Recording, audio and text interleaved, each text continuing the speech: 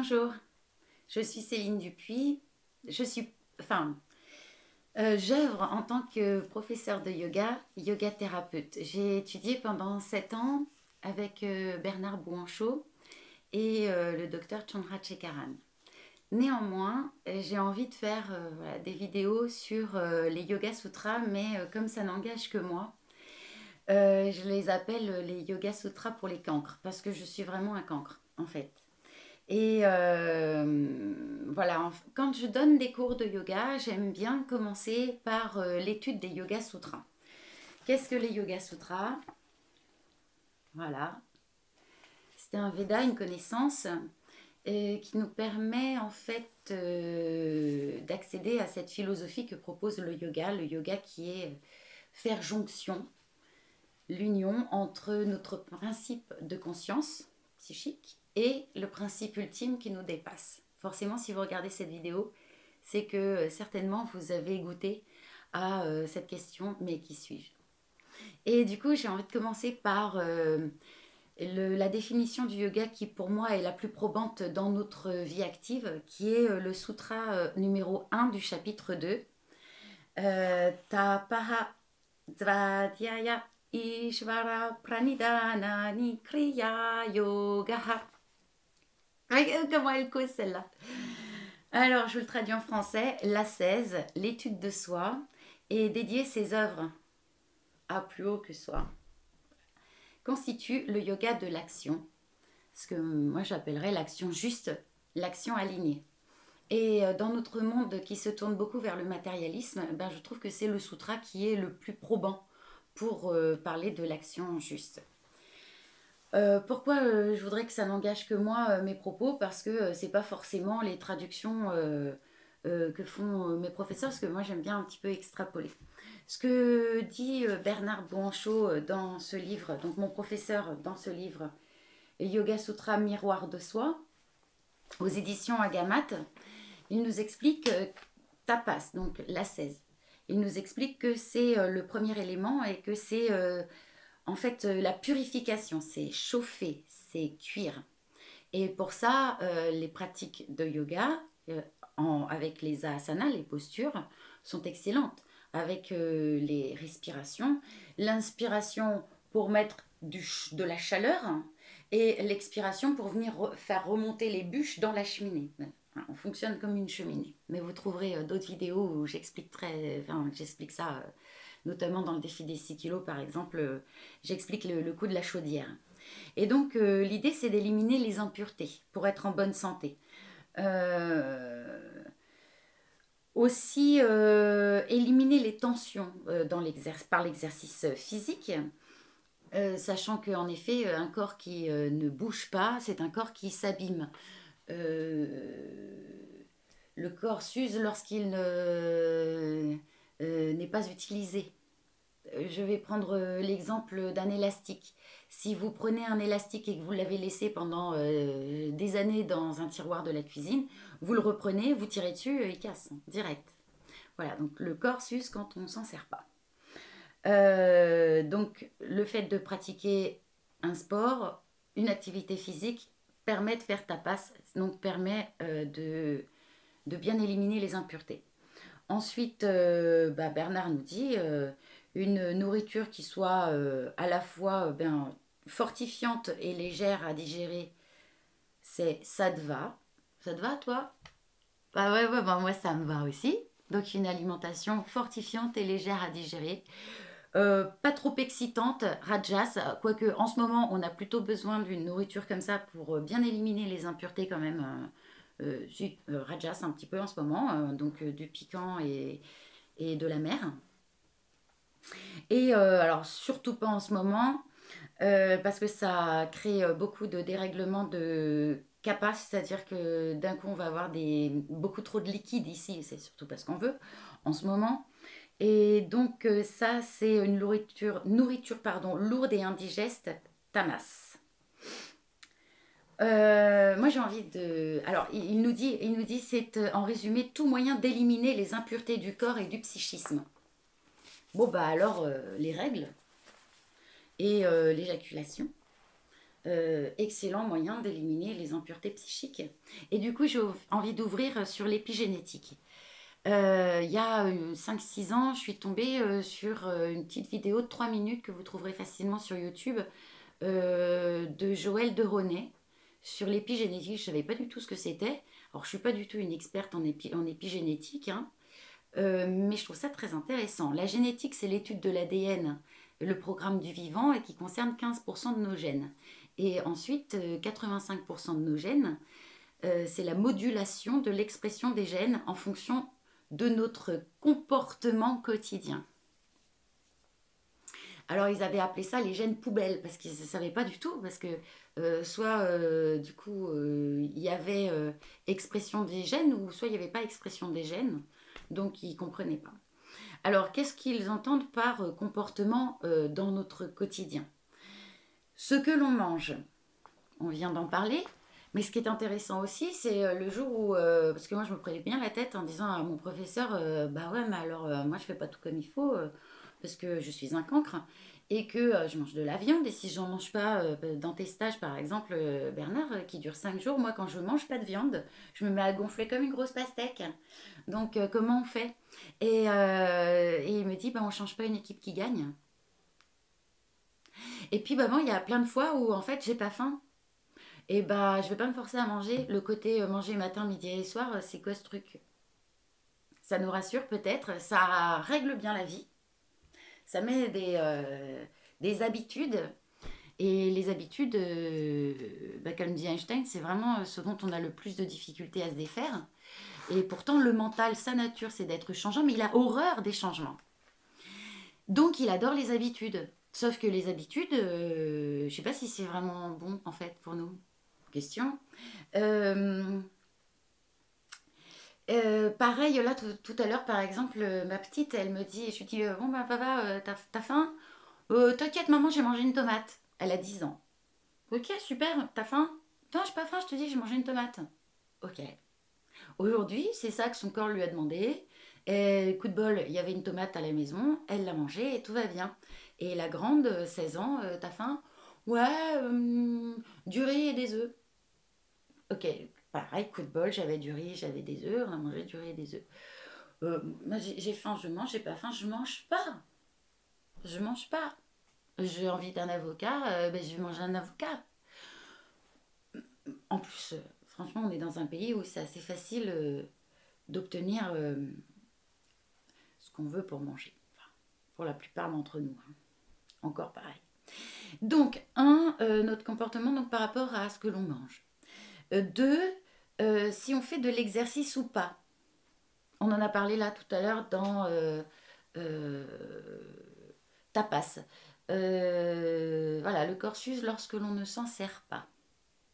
Clairement. Comment on manage, on gère, on calme notre stress? Alors ça, c'est une bonne grosse partie qui est pour moi très très intéressante. Et une fois, il y avait une dame qui avait posé en cours la question au docteur Chandrasekharan. Oui, mais docteur, il y a quand même des bons stress. Et là, je le regarde toujours, il était comme ça, puis il fait... il se marre, quoi. Il dit non, il n'y a pas de bon stress. Elle dit, mais si, le stress qui nous permet d'être vigilant. Il dit, alors à quoi sert ce stress? Euh, le stress, donc, qui nous permet d'être vigilant, permet à nos systèmes soit de fuir face à un danger, soit d'attaquer. Et après, le système retrouve le repos. Le problème, c'est quand ça s'accumule, quand c'est finalement tout le temps. Quand c'est tout le temps, c'est pas possible. Le système n'est pas fait pour ça.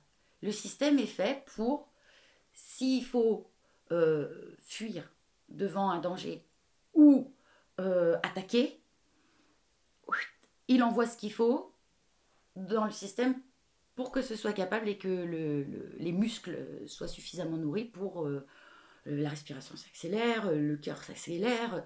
Mais c'est pas très très bon de le vivre tout le temps, ça. C'est dangereux pour le système. Aussi, ça dépend de la qualité de stabilité de notre psychisme. On peut voir un facteur de stress très très grand alors qu'il ne l'est peut-être pas. Et en changeant de point de vue, on va peut-être finir par le voir beaucoup plus petit que ce qu'on imaginait. C'est une illusion tout ça. Il y a une phrase aussi qui m'intéresse beaucoup, que je donne souvent à mes élèves de Montaigne. Celui qui craint de souffrir souffre déjà de ce qu'il craint. Le fait d'anticiper tout le temps un avenir potentiel basé sur une réalité qui n'est que la vision de ce que l'on croit, puisque l'on ne peut pas voir autre chose que ce que l'on croit, et ça j'y reviendrai en revenant aussi sur un sutra qui nous dit que le mental fait l'action de l'erreur, c'est une de ces actions. Du coup, en fait, ce qui va se passer, à force d'anticiper comme ça un futur fait d'illusions, puisque déjà notre présent n'est qu'une illusion, n'est que une représentation de nos croyances, on va déjà souffrir à l'avance d'une potentialité. Or, il n'existe que maintenant. Ensuite, lorsqu'on en est stressé, c'est donc sous-jacent à la peur, on va avoir certaines réactions qui peuvent aussi ressembler par exemple à de la colère, enfin des choses qui normalement devraient être activées en cas de danger, nous rendre agressifs. Voilà, s'il y a un danger, on devient suffisamment agressif pour attaquer ou pour avoir la force de fuir. Or là, par exemple, je prends un exemple, si on est trop stressé et qu'on se met à hurler sur un môme, en fait, on va développer son cerveau reptilien derrière, qui lui permet, en effet, de fuir ou de d'attaquer. Donc, deux solutions, ou alors d'être sidéré, hein, d'ailleurs, c'est aussi le troisième cas. Donc, du coup, le môme, il va vraiment développer ça qui est déjà présent en lui, hein, suffisamment en tout cas, vu en plus les vies dans lesquelles on vit, où finalement il y a peut-être 87% de nos, même peut-être plus, 93% de nos peurs qui sont là, hein, qui sont dans la tête, et qui ne sont pas du tout fondées sur des menaces concrètes. Bref, on va permettre à cet enfant de développer beaucoup plus son cerveau reptilien plutôt que au détriment de son cerveau préfrontal qui lui permet d'avoir confiance en nous, de faire de bonnes prises de décision,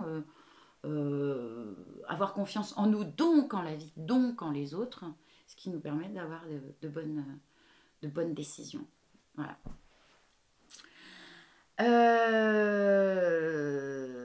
Donc voilà, j'ai noté rester dans le présent et l'accueillir tel qu'il est. Alors, puisqu'il est l'expression de ce que je suis. Ça, j'y reviendrai aussi dans la deuxième partie, l'étude de soi. Prendre conscience que je suis l'éboueur de mes émotions. Ça aussi, c'est très important. Si elles se cristallisent, se compriment, elles vont m'empêcher la fluidité du passage de l'information de plus vaste que moi qui m'inspire et qui informe mes 40 000 milliards de cellules de ce qu'elles ont à faire. Souvent, les émotions sont comprimées, cristallisées et carrément incrustées dans cette première couche en fait qu'on ne voit pas, hein, qui est sur le corps, qui s'appelle la trame. Alors, je suis aussi praticienne de la trame pour permettre en fait de dégager le subtil de l'épais et permettre à ces émotions de se dissiper. Donc, grand bien nous fasse, quand nous pleurons, c'est une vraie joie, c'est la joie qui pousse, c'est un vrai cadeau, puisque les larmes permettent de fixer le souffrant, donc permettent de libérer la souffrance. Quatrièmement, l'épigénétique nous dit avoir du plaisir à ce que l'on fait. Là, j'ai envie de vous donner un exemple qui est l'exemple... alors, il y a Cyril Dion, le réalisateur du film Demain, qui était venu près de chez moi pour présenter son film. Et à la fin, on avait un échange questions-réponses et quelqu'un a dit, bon, ok, d'accord, alors moi, j'arrête de bosser. Là, je donne ma dème direct. Qu'est-ce que je peux faire pour rendre, me mettre au service de ce nouveau monde? Et Cyril prend un temps vraiment de silence. Et là, je me dis, waouh, ça va être très intéressant. Et il dit, faites surtout ce qui vous fait plaisir. c'est le mieux que vous ayez à faire pour vous et donc pour la collectivité.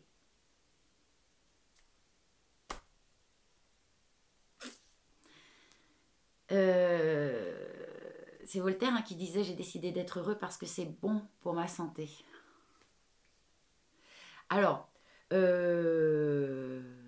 y reviendra ça, au fait d'être heureux, l'état de contemplation et de contentement, notre niveau de satisfaction dans la deuxième partie, l'étude de soi. Et aussi dans la troisième, justement, qui est de laisser les fruits de ses actions à plus vaste que nous-mêmes, que notre ego, que le personnage. Tout ce qui me nourrit aussi me permet d'avoir l'élan d'exprimer qui je suis. Alors encore, faut-il du coup se demander, mais qui suis-je? Alors, tout ce qui me nourrit, les livres, les films, la musique, tout ce qui est artistique me donne énormément de lumière. Marcher dans la nature.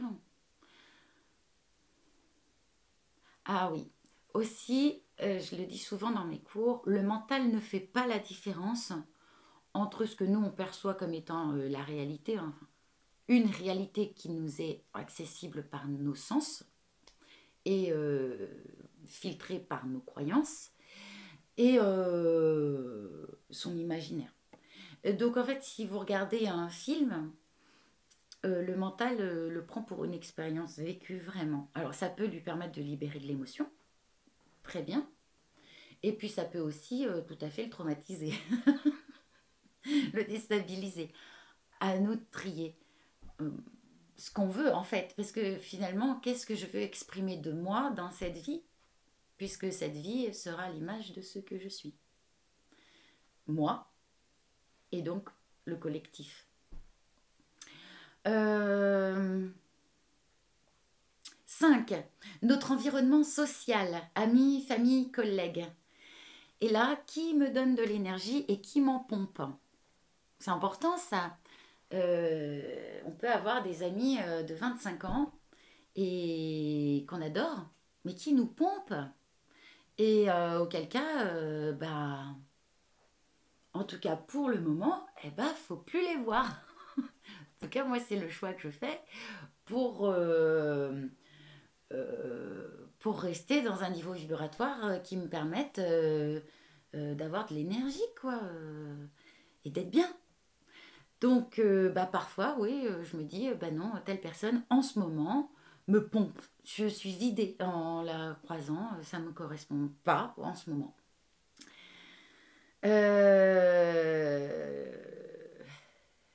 Je me posais la question, en effet, et si on pensait en termes de lumière et plus en termes de dogmes, règles, lois, argent aussi, qu'est-ce qui me donne de la lumière? Et je vais vers ça. Parce que c'est mon choix perso, hein, voilà, ça n'engage encore que moi, ne prenez que ce que vous voulez dans ce que je raconte. Hein. Est-ce que ce que je produis, mon œuvre, quoi, mon action dans ce monde, me coûte plus de lumière que ce que je peux en émaner. Voilà.